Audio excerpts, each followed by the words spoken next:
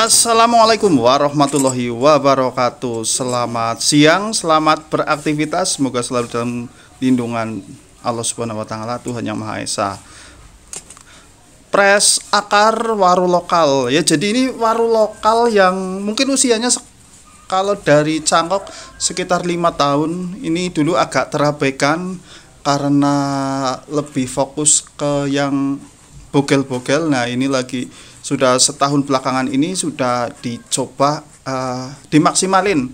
Ternyata waru lokal pun juga cakep, nggak kalah sama waru-waru impor. Untuk presnya sendiri, ini pres bagian atas, pres cabang itu sudah kemarin-kemarin ya. Untuk pres cabangnya sebelum sependek ini itu saya potong kira-kira ya intinya harus lebih panjang dari tunas terbawah. Sesudah muncul tunas baru dipotong pres banget di atas tunas dikit, 1 mili atau 2 mili di atas tunas terbawah yang akan dipakai. Dan untuk pemotongan akar ini saya lakukan karena kerangkanya udah dapet ya. Itu kan udah ada cabang 1, cabang 2, background juga udah ada. Ini tinggal nerusin anak cabang sama bikin buat mahkota. Jadi akar harus dipres. Fungsinya apa? Agar nanti pertumbuhan akarnya bercabang. Untuk cabang-cabang pohonnya juga sudah muncul anak cabang. Yang diharapkan sih bareng. Cuman kalau nanti misalnya ada pengulangan, itu pengulangannya kan jadi salah satunya, enggak semuanya. Untuk pengepresan sendiri, pengepresan seperti ini saya potong sekitar 75%. 75% dari jumlah akar atau akar-akar yang gede dulu yang saya potong. Dan untuk catatan, setiap potongan bekas gergajian itu baiknya dihaluskan memakai pisau atau cutter atau terserah lah. Yang penting bekasnya jadi halus. Kalau ada, olesin sama fungisida untuk meminimalisir pembusukan.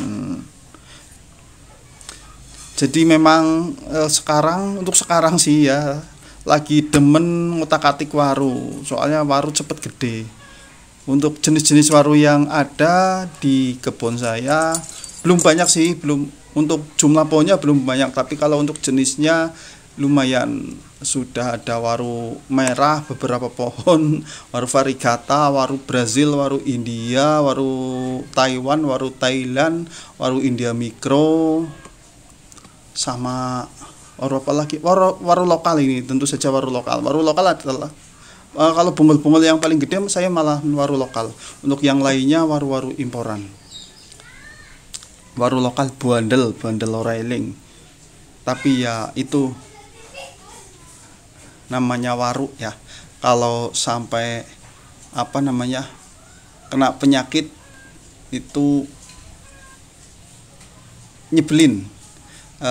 Yang sering dialamin oleh kita, mungkin teman-teman yang tinggal di dataran tinggi atau kebun yang sempit, terlalu rimbun, itu biasanya warunya berlendir. Kalau di sini dibilangnya blendok itu biasanya diakibatkan karena kondisi tanaman yang terlalu rimbun, cahaya tidak masuk ke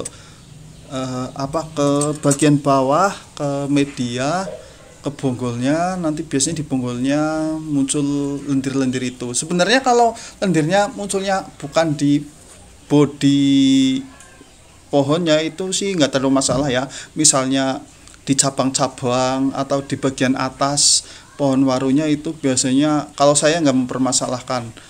Kalau yang jadi masalah itu biasanya yang muncul lendir di bagian bawah atau di bagian bonggol.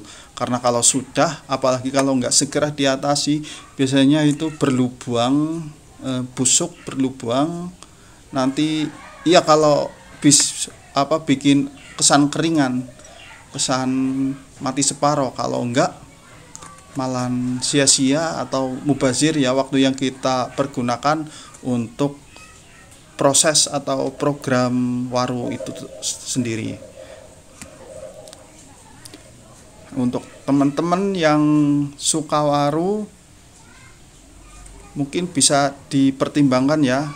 Itu untuk khususnya untuk yang masih senior seperti saya yang masih pemula untuk program-program waru. Kalau saya sih milih lebih sering pruning ranting-ranting atau cabang-cabang yang baru keluar ketika waru itu masih di lahan, masih los-losan. Tujuannya itu biar matahari masuk sampai ke dalam-dalam, apalagi sampai media. Meskipun resikonya juga lebih cepat kering medianya, tapi yang saya alami itu jadi lebih sehat, tanamannya lebih sehat. Maka dari itu kalau di sini sendiri saya suka banget pruning ranting yang muncul yang menghalangi sinar.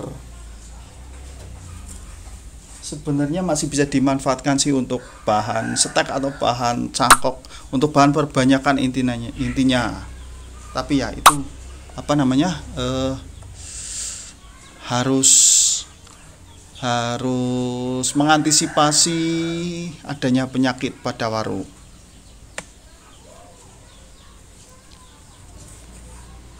Ini teman-teman jangan lupa juga ya, November insya Allah Banjarnegara ada pameran nasional bonsai, pameran dan kontes bonsai nasional dan Swiseki. Ramaikan.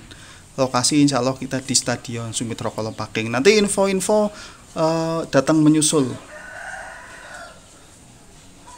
beserta info pendaftaran, info bursa, info semuanya. Pokoknya teman-teman yang datang, yang bisa meramaikan, yang bisa berpartisipasi, nanti ketemu saya di meja sekretariat. Insya Allah kalau nggak ada halangan, saya jadi tukang tulis, soalnya biar ketemu banyak orang. Misi tersembunyi. Nggak apa-apa. Ini nanti ya, setelah sudah dipotong-potong, biasanya saya nunggu agak keringan dikit, ada beberapa jam dibiarin. Nanti setelah itu timbun media sampai di atas potongan. Fungsinya untuk lebih cepat merangsang pertumbuhan akar. Akarnya numbuh, cabangnya numbuh tunas baru, nanti kawatin lagi, arahin lagi, dan semoga saja tumbuh atau nanti terbentuk sesuai apa yang saya harapkan.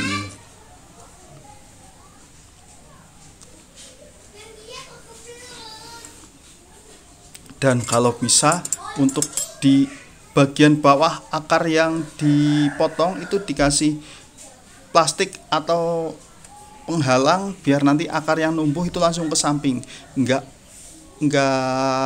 ke bawah. Itu namanya bahasanya apa ya, enggak seperti akar tunjang, pokoknya akarnya langsung lari ke samping. Usahakan lari ke samping. Jadi nanti kalau mau proses selanjutnya atau mau proses pengangkatan ketika sudah lebih enak dipandang, itu memudahkan penyortiran akar yang mau dipakai agar tampilan bonsai lebih kelihatan estetik, menarik. Dan tentu saja kalau untuk yang pedagang ya dengan harapan akan laku lebih mahal. Dan untuk yang suka tarung, harapannya nanti bisa dapat nilai lebih tinggi. Nah, sudah seperti ini ya. Nah, ini banyak bekas congkelan-congkelan karena dulu juga banyak potongan gagal lagi kayak gitu. Semangat terus dalam membonsai. PBBI Jaya Hebat Maju. Assalamualaikum warahmatullahi wabarakatuh.